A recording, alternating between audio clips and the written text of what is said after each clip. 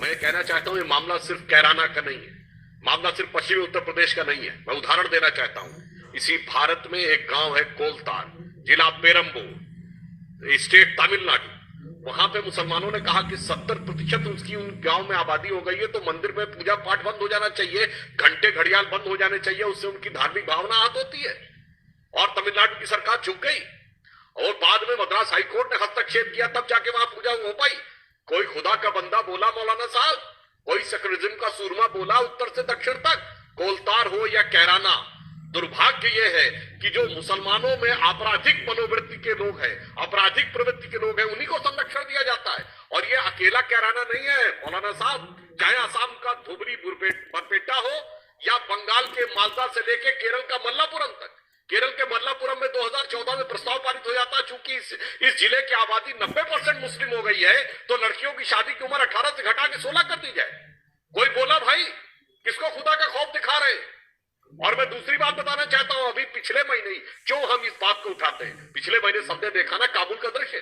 کیول 50-60 سال پہلے کابل میں 1/3 ہندو اور سکھ رہتے تھے. کہاں چلے گئے سب کے سب؟ لاہور اور کراچی میں 75% ہندو سکھ رہتے تھے لاہور میں, اور آدھے سے زیادہ تھے کراچی میں. سب سے زیادہ پڑھے لکھے, سب سے زیادہ ڈیولپمنٹ اورینٹڈ پنجابی ہندو اور سندھی ہندو کہاں چلے گئے؟ 6 مہینے میں ختم. کشمیری پنڈت 1990 تک سب سے پڑھی لکھی, سب سے ڈیولپمنٹ اورینٹڈ کمیونٹی. جو ڈیولپمنٹ کی بات کرتے ہیں وہ لوگ مذاق کرتے ہیں, کیونکہ ڈیولپمنٹ سے پہلے سرکشا ضروری ہے. اور اس ڈھنگ کی آپرادھک پروتیوں کو آگے بڑھا کر جو لوگ راجنیتی کرنا چاہتے ہیں وہ دیش کے ساتھ ویسی سرکشا ہے جیسے کورونا کال میں بغیر ماسک کے لگا کے آپ گھومنا چاہیں کہ کوئی بھی وائرس اندر آپ کو بیمار کرنا چاہے, آپ کی جان بھی لینا چاہے تو دے سکتا ہے. مولانا رشیدی آپ کرنا جائز نہیں ہے. لوگ یہ کہتے ہیں کہ وہ بھی تو ہماری عید میں شریک ہوتے ہیں. تو دیکھیں ان کے مذہب میں یہ اجازت ہے کہ ہماری عید میں اور ہمارے تہوار میں شریک ہوں, ہمارے مذہب میں اجازت نہیں ہے. تو ہم تو اپنے مذہب کو فالو کریں. اگر کوئی غیر مسلم بھائی, نان مسلم, اگر مٹھائی دیوالی میں دے تو ہم لے سکتے ہیں یا نہیں؟ تو ان کو لینا یہ جائز نہیں ہے, نہ ان کو لینا چاہیے اور نہ ہی انہیں کھانا چاہیے. اپنے مذہبی اعتبار سے ان کو ہیپی دیوالی یا دیوالی مبارک نہیں کہہ سکتے ہیں. غیر مسلم لوگ جو ہے جب پوجا کرتے ہیں اپنے بتوں کا, اس کے بعد مٹھائی بانٹتے ہیں, اس کا کھانا بالکل حرام ہے. کہ پرساد کھانا ناجائز و گناہ ہے, حرام ہے, اس لیے کہ چڑھاوا نہیں کھایا جا سکتا بتوں کا.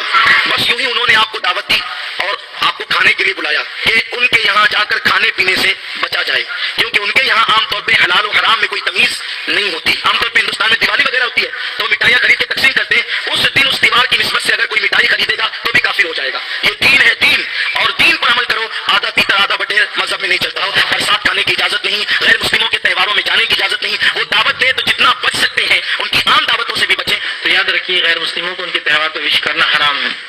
ہیپی دیوالی نہیں بول سکتے, ہیپی دسہرا نہیں بول سکتا. ایسا آپ نے بولا مطلب آپ اختیار, آپ کہہ رہے ہاں وہ رام تھا, اس نے جیتا تھا, راون سے جنگ ہوئی تھی, سیتا کو لایا تھا, میں اس کو مانتا ہوں, اس لیے ہیپی, وہ دن آپ کے لیے خوش ہو.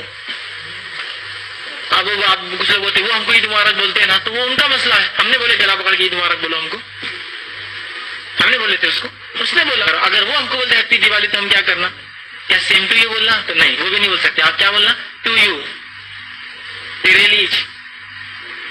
ہیپی دیوالی ٹو یو, میرے لیے نہیں ہو کچھ بھی, میں نہیں مانتا اس کو. ٹو یو مطلب تیرے لیے ہیپی, میرے لیے تھوڑی ہو. غیر اللہ کے نام پر کچھ بھی ذبح کیا جائے یا کچھ بھی چڑھایا جائے یا کچھ بھی بانٹا جائے وہ جائز نہیں ہے. لیکن مذہبی چیزوں میں, چاہے وہ ہندو ہوں چاہے کسی اور ریلیجیس کے لوگ ہوں, غیر مذہب کی چیزوں میں, مذہبی چیزوں میں شرکت کرنے کی اسلام کوئی اور مذہب قابل قبول نہیں ہے. اللہ کے نزدیک صرف اور صرف اسلام ہی قابل قبول ہے. اسی لیے نہ دیوالی, نہ دسہرا یا کوئی اور غیر مسلموں